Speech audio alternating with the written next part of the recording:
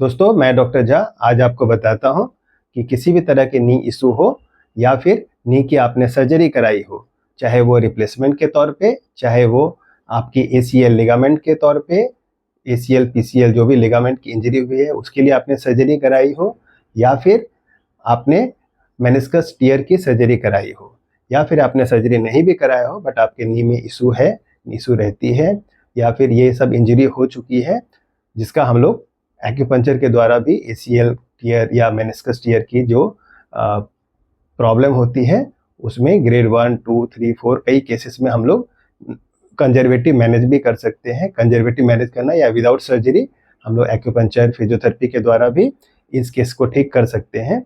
उन सब केस के सक्सेसफुल होने के लिए जो सबसे इम्पोर्टेंट मसल्स जिम्मेवार है उसको कैसे आपको स्ट्रेंथन करना है और उसको कैसे आपको मजबूत रखना है ताकि आपके नी की इशू ना आए, या फिर आई भी हुई है तो वो या फिर आपने कोई भी ट्रीटमेंट कराया हो कंजर्वेटिवली या आफ्टर सर्जरी वो प्रॉब्लम ना बढ़े।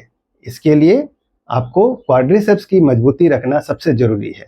तो मैं दिखाता हूँ क्वाड्रिसेप्स कैसे इम्पोर्टेंट है और उसको कैसे आपको स्ट्रेंथन करना है।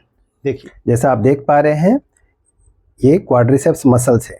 क्वाड्रिसेप्स की चार, इसको क्वाड्रिसेप इसलिए बोलते हैं क्योंकि ये 4 ग्रुप ऑफ मसल्स मिलके एक मसल्स बनता है जिसकी जो आके यहाँ पे अपने टेंडन के साथ इंसर्ट करती है। ये जो आपकी इस तरफ से मसल्स है इसको वेस्टस लैटरलिस बोलते हैं, फिर वेस्टस इंटरमीडियस, रेक्टस फिमोरिस और ये वीएमओ मसल इसको वेस्टस मेडियलिस ऑब्लिकस बोलते हैं। ये चारों मसल्स का स्ट्रेंथन होना इस नी के स्टेबिलिटी के लिए बहुत ज़रूरत है। जैसे आप देख पा रहे होंगे कि अमीन अपना जरा इसको प्रेस करो आप, हाँ प्रेस करो, जोर लगा के प्रेस करो। तो देखो इन्होंने प्रेस किया है तो ये इसकी मसल कॉन्ट्रैक्ट हुई है और यहाँ तक आपके ये पेटेला को इस तरह से कर करके अभी ये उन्होंने कॉन्ट्रैक्ट करके रखा है। तो मैं कैसे भी इसको हिलाऊं, दायां बायां करूं, ऊपर नीचे करूं, नहीं हो पा रहा है। बट आप रिलैक्स करो अमीन, हाँ जैसे इन्होंने रिलैक्स किया तो देखो ये इस तरह से पेटेला मूव कर सकती है। यानी ये बताती है कि अगर इस मसल को हम इस मजबूत रखें तो हमारे चलते वक्त में हमारी पेटेला नहीं मूव करेगी, ये मसल्स मजबूत रहेगा तो हमारा नी ज़्यादा स्टेबल रहेगा। तो इसको स्ट्रेंथन करने के लिए जैसे हमें नी को प्रेस करना चाहिए और रिलीज करना चाहिए। बट ये प्रेस करते हैं तो देखिए यहाँ पे अभी प्रेस करेंगे, प्रेस करिए आप, तो आप देखोगे कि इसकी क्वाड्रिसेप्स के साथ साथ इनकी ग्लूट भी कॉन्ट्रैक्ट होती है। अगर इसको आइसोलेटेड मजबूत इसको एक्सरसाइज करनी है जिससे ये ज़्यादा काम करे तो उसके लिए हमें ये एक्सरसाइजेस बैठ के करना होता है। आप चाहे बॉल्स्टर पे लेके भी अगर आप इसको दबाओगे, ये इस तरह से आप दबाएंगे तो आप देखेंगे कि आपकी ग्लूट भी साथ में कॉन्ट्रैक्ट करेगी, ये भी करेगी। तो इसको आइसोलेटेड एक्सरसाइज के लिए हमें इन्हें बैठ के एक्सरसाइज कराना है। अमीन बैठ जाओ। तो इसे स्ट्रेंथन करने के लिए हमें नी के नीचे, ठीक नीचे बॉल्स्टर रखना चाहिए और इस बॉल्स्टर को पहले दबाना चाहिए। दबाते वक्त आपको हील उठाने की जरूरत नहीं, आप सिर्फ कंप्रेस दबाएं और छोड़ें। हम दबा के आप 10 सेकंड तक होल्ड कर सकते हो और छोड़ सकते हो। इस तरीके से हमारी ये स्ट्रेंथन होगी। साथ ही दूसरे एक्सरसाइज में हमें इसको दबाते हुए हील को उठाना है। इसको डॉर्सीफ्लेक्स, ये पैर को पंजा ऊपर लेने की जरूरत नहीं है, ये ना करें, आराम से रिलैक्स होके, ताकि हमारा ध्यान खाली अपने क्वाड्रिसेप्स पे होना चाहिए। उसमें सबसे मेन जो रोल है ये वीएमओ अंदर की साइड के मसल्स का होता है जो कि नी की स्टेबिलिटी, मेडियल ऑस्टियोआर्थराइटिस और जो लिगामेंट सब होती है उसको स्ट्रेंथन करने में सबसे बड़ा रोल निभाता है। तो इस तरह से आपको कॉन्ट्रैक्ट करना है और फिर वापस रिलैक्स करना है। कोशिश करें 10 रिपीटेशन के 3 सेट आप करें और हो सके जैसे जैसे, अगर शुरुआत में तो आपको ये करना बहुत मुश्किल होगा जितना आसानी से अभी कर पा रहे हैं क्योंकि इनकी मसल्स मजबूत है, ये आराम से कर पा रहे हैं। बट कई लोग ऐसे होते हैं जो ये उठा पाना ही बहुत मुश्किल होगा। बट आप धीरे धीरे प्रयास करेंगे, जैसे जैसे ये स्ट्रेंथन बढ़ेगी ये आप कर पाओगे। शुरू में आप सपोर्ट लेके भी किसी का करवा सकते हैं, जैसे कोई भी आपके घर में हो उनको बोले कि इस तरह से मुझे पकड़ के रखें और आप इसको होल्ड करने की कोशिश करें।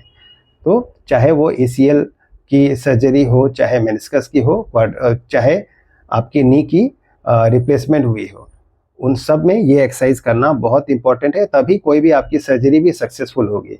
और सर्जरी आपने नहीं कराई है, आप कंजर्वेटिवली मैनेज कर रहे हैं, जैसे हम लोग एक्यूपंक्चर के द्वारा, फिजियोथेरेपी के द्वारा भी इस सब चीज़ों पर ट्रीटमेंट देते हैं, जहाँ पे आपकी नी की मेडियल ऑस्टियोआर्थराइटिस हो या लेटरल ऑस्टियोआर्थराइटिस हो, या फिर आपके लिगामेंट में ग्रेड 1, 2, 3 इस तरह की इंजरी हो, या फिर आपके मेनिस्कस टियर हो, आराम से कंजर्वेटिव मैनेजमेंट के थ्रू भी ये सब रिपेयर हो जाती है। बट ये रिपेयर होने के साथ साथ में वो दोबारा प्रॉब्लम ना दे, इसके लिए इसे मजबूत होना बहुत ज़रूरी है। और जिनको नी की ये सारी समस्या नहीं है और आप चाहते हैं कि इस नी की प्रॉब्लम हमें ना आए, तो इसके लिए क्वाड्रिसेप्स का स्ट्रेंथन होना सबसे ज़रूरी है। तो इसीलिए रूटीनली ये एक्सरसाइज करें, आपको काफ़ी लाभ मिलेगा। इस एक्सरसाइज को हमें कम से कम 10 बार दबाना है और छोड़ना है। 10 रिपीटेशन कम से कम करनी है और दिन में 3 सेट कम से कम करना है। एक बात और बताता हूँ कि अगर आपके पास ये बॉल्स्टर नहीं है तो आप इस तरह से आप टॉवेल के रोल बना के भी, टॉवेल का एक रोल बना ले, इसके नीचे रख के भी ये कर सकते हैं। हाँ, लेकिन ये है कि बॉल्स्टर पे करना ज़्यादा यूज़फुल होता है, ज़्यादा असरदार होता है। जब आप करेंगे तो ही वो समझ पाएंगे डिफरेंस। उसके लिए आप बॉल्स्टर ऑनलाइन अमेजॉन या इजीली किसी भी शॉप सब में अवेलेबल है, स्पोर्ट्स शॉप में, वो लें और इसके लिए बॉल्स्टर का यूज़ करें और कोशिश करें कि बैठ के ही करें ताकि आपकी फुल आइसोलेटेड क्वाड्रिसेप्स स्ट्रेंथन हो सके। तो मैं डॉक्टर झा आपके health channel doctor Jha acupuncture Mira Road में इस तरह की जानकारी कंटिन्यूसली देता रहूँगा। आपको ये जानकारी अच्छी लगे तो लाइक करें और सब्सक्राइब कर लें ताकि आपको ये इस तरह की इन्फॉर्मेशन कंटिन्यूसली मिलती रहे। Thank you.